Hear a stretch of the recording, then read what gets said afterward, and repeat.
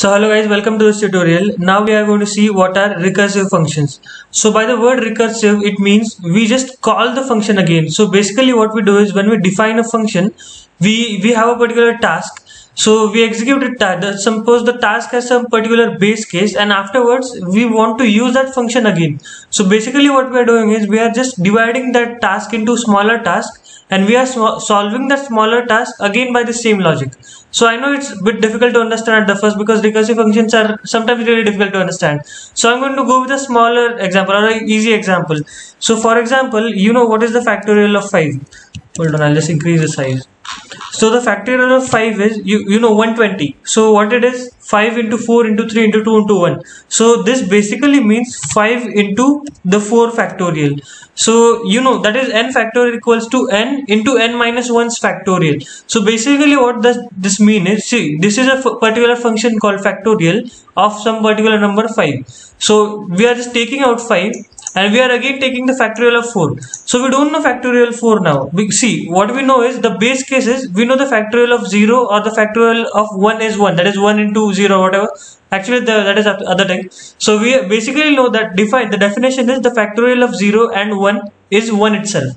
So now for calculating the factorial of 5, we don't know the factorial of 5. So what we do 5 into 4 factorial, but we again don't know 4 factorial. So okay, hold on. So for calculating 4 factorial, we again write 4 factorial equals to 4 into 3 factorial.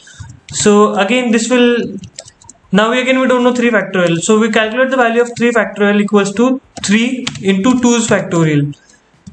Hold on. Yeah. And afterwards we again don't know the value of 2 factorial. So 2 factorial will be equals to 2 into 1 factorial.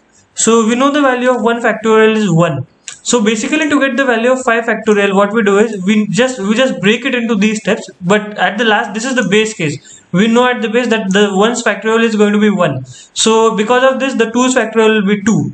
So this 2 factorial will be substituted over here. So 3's factorial will be 3 into 2. So it will be 6. Then we will substitute 6 over here. So 4 factorial will be 6 into 4, that is 24. And then we get the 4 factorial's value as 24. Then 24 into 5 will be 120. That is 5 factorial will be 120. So basically for computer we use these many steps because computer does not know how to calculate the factorial of any number. So it just knows base case, or we know the base case that 1's factorial is 1. So to work on it, let us define a function called factorial. And suppose you want to take factorial of n. So n is the argument that I'm going to use over here. So to return the factorial, first of all it has two, for recursive function it has two cases. First is a base case now. So base case is if n equals to, if n equals to 0 or n equals to 1.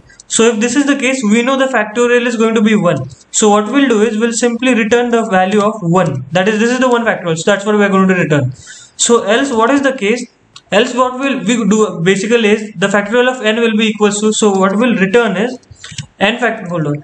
So n factorial will be n into n minus 1 factorial. So I'll just return n into now factorial. So I am using this function to calculate the factorial. So what will it be is factorial of n minus 1.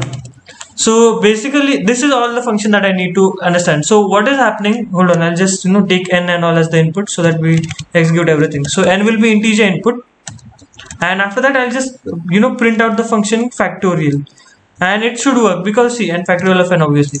So what is happening over here is, suppose I write factorial of 5 over here, so it will take 5 over here. So it will see if n is 0 or n is 1. So obviously it is not this case, so it is not true. So it will go to the else statement, it will return n into factorial of 5 minus 1, that is 4. But to execute this, it will again come over here. So factorial of 4 also it does not know. So again this will get skipped. It will again go to the else statement. Then again it will see 5. So actually it has already something. So what will it do? Now it will be factorial of 3. So it will be factorial of 3 again over here. So obviously it is n is not 0 or 1. So again it will come to this statement. Then again it will be factorial of 3 minus 1, that is 2. So factorial of 2, so n is 2, obviously this is false. So again this case will get executed. Now factorial of 2 minus 1, that is factorial of 1. So n will be equal to 1 over here. Then obviously this case is satisfied. Then 1 will be returned to this statement, and it will just get multiplied until n is 5. So it will basically return the factorial of 5. Let us check it once. So I enter 5 and I got 120 as the answer. So this is the right answer actually. Let's verify for all the numbers. So 4 factorial 24, so I guess it is right. So, and you can verify that, you know, for factorials, negative number, actually for negative numbers, factorial is not defined. So you can check the test case that if n is less than 0, then just return a message to the user that, you know, this is a wrong n or not defined, factorial is not defined, and so on.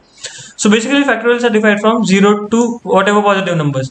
So this is basically a recursive function. So what we did over here is, to calculate the task, what we did actually to solve the problem, what we did, we just broke the problem into smaller problem by using this, and then we solved the smaller problem again. Then we again broke it into a smaller problem. We again solved it. We solved it. That is, this is recursiveness. So the recursive nature.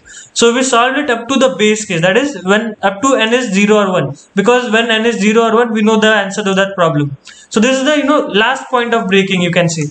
And after that, after we get the last point, we can just, you know, use this function or recursive nature to calculate the answer of the bigger problem.